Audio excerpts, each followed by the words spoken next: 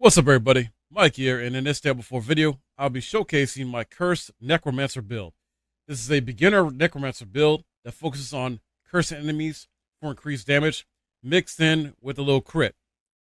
This build is aimed at World Tiers 1 and 2, and it's just to help you get started with this playstyle. Starting with the basic skill here, we got Bone Splinters this time. Bone Splinters fires 3 Bone Splinters, dealing a certain amount of damage each. Each subsequent time an enemy is hit by the same cast of Bone Splinters, you gain 1 essence. It's really good to help there with essence regeneration. Then you want to take on the upgrade passive of Enhanced Bone Splinters, which has a 25% chance to fire 2 additional projectiles if cast while you have 50 or more essence. And then after that, you want to go into Acolyte's Bone Splinters, hitting the same enemy at least 3 times with the same cast of Bone Splinters grants 8% critical strike chance for 4 seconds. Which is going to help out you do more damage and add in that critical factor here of crit damage, also with Curse. Next, you want to pick up Bone Spear, which is going to be kind of like your other bread and butter move in a sense. Bone Spear comes with Bone Spear from the ground, dealing some amount of damage here and pierce through enemies. So you want to rank that all the way up to 5, then get the Enhanced Bone Spear passive. So where Bone Spear breaks into 3 shards, when it's destroyed, dealing a certain amount of damage each. Then, you want to go to upgrade Paranormal Bone Spear. Bone Spear has a 5% increased critical strike chance. If Bone Spear's primary projectile critically strikes, it fires 2 additional bone shards upon being destroyed. Once again, helping out with that crit damage. Next, you want to pick up the passive Grim Harvest. 1 point into this. Consuming the corpse generates 2 essence. Help with essence regeneration. As you level up, you want to end up maxing this out. So that way you increase the amount of essence regeneration. When you consume a corpse, when you're essentially reviving your corpses to keep them alive to help you out in combat. Then the next core skill here, Iron Maiden, which is going to be your second main one, sort of bread and butter move. Curse the target area. Enemies afflicted by Iron Maiden take a certain amount of damage each time they deal direct damage. Last 10 seconds. That's for enemies that are afflicted by it. You also want to get that to rank 5. Pretty much max that out. If you got items here, as you can see, I got that add more points to it. Then the passive Enhanced Iron Maiden you want to get. Iron Maiden no longer costs essence, instead gain 5 essence for each enemy cursed. Does not work with enemies who are already cursed with Iron Maiden though. So keep that in mind. Then you want to invest into Horrid Iron Maiden. When at least 3 enemies are afflicted by Iron Maiden, its damage is increased by 20%. So that's going to even allow you to do even more damage. Plus you're already doing the crit damage with Bone Spear and your basic attack. The third core skill here you want to pick up, Decrepify. 1 point into this. If you have items that help with adding more points in this for rank, please use that as well. So if you don't know what Decrepify does, curse the target area. So it's like Iron Maiden where curse the target area. But this one, enemies afflicted by it are slowed. So for a certain amount of percentage and deal a certain amount of less damage as well too for 10 seconds or so. And then you want to go into Enhanced Decrepify. Enemies hit while afflicted by Decrepify have up to a 10% chance to be stunned for 2.07 seconds. And then you want to go into Abhorrent Decrepify.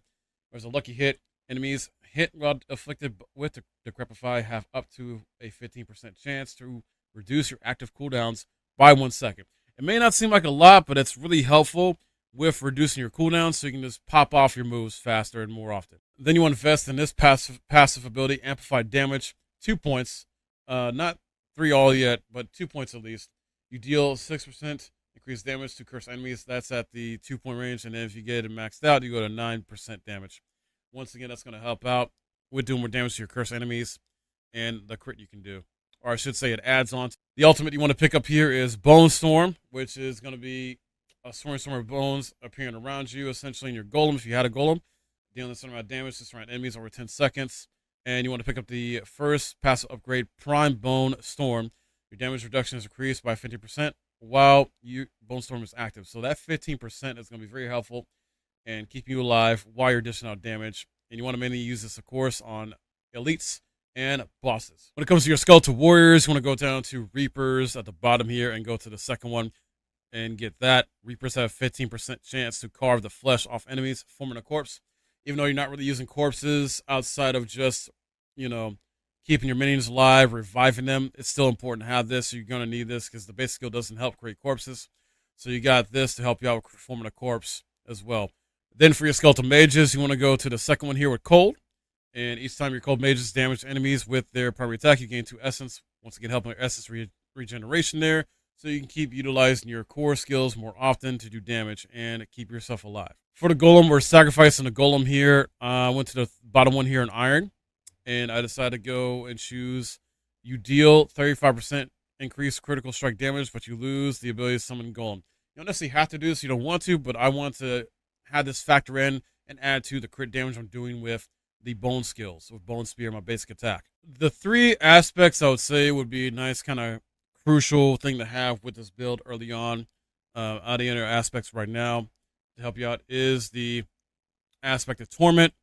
You can put on a jewelry piece. Critical strikes with bone skills increase your essence regeneration by 20% for 4 seconds. So that's going to help you out when using bone spear or your basic skill to help you replenish your freaking essence. Plus, with both the bone spear and your basic skill, with critical strike damage or critical strike chance involved with that, this is only going to help you out even more. The second one I got here is torturous aspect. Enemies afflicted by your Iron Maiden have a 15% chance to be stunned for 1 second when deal damage.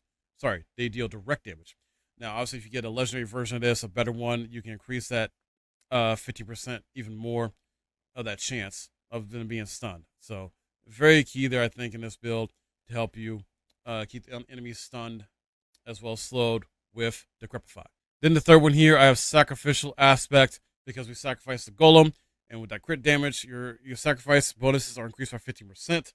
So essentially, instead of that 30%, it should be at 45% where you're doing even more crit damage because you sacrificed the golem. That's going to help you out a lot there with even doing more damage and melting enemies, obliterating them. Now, other aspects you can add on here, are some more survivability type ones, such as like wind striker aspect you want to, so that critical strikes grant you a certain percentage for movement speed so you can keep moving.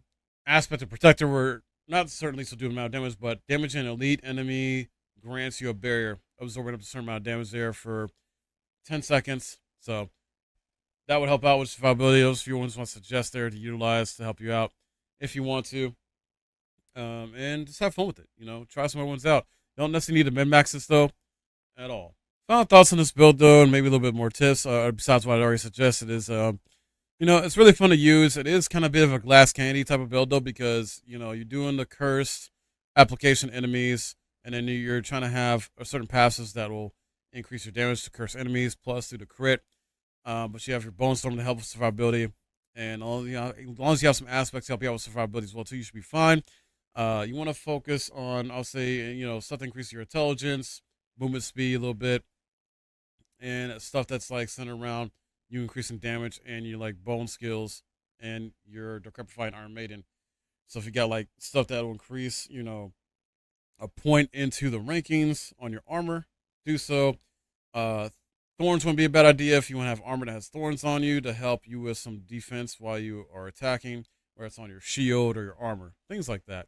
But this so far is pretty good, decent fun. I'm having quite a bit of fun with it. I'm looking forward to doing a level 50 plus build with this, because I think I want to add some shadow damage to it in a sense, because there's, I believe, an aspect that allows me to do that, where Iron Maiden and Decrepify in combination increase shadow damage or allow for more shadow damage. So look out for that in the future. I'm going to experiment with that and test it out. This has been a lot of fun to do, too. I'm loving these builds I'm doing for this game to help you guys out. Let me know your thoughts on this, too. If you're trying this out or something like this, or tweaked it a bit, if it's working out for you or not. I'd definitely love to hear from you guys in the community. And I appreciate all the support you guys give me. Thank you for watching.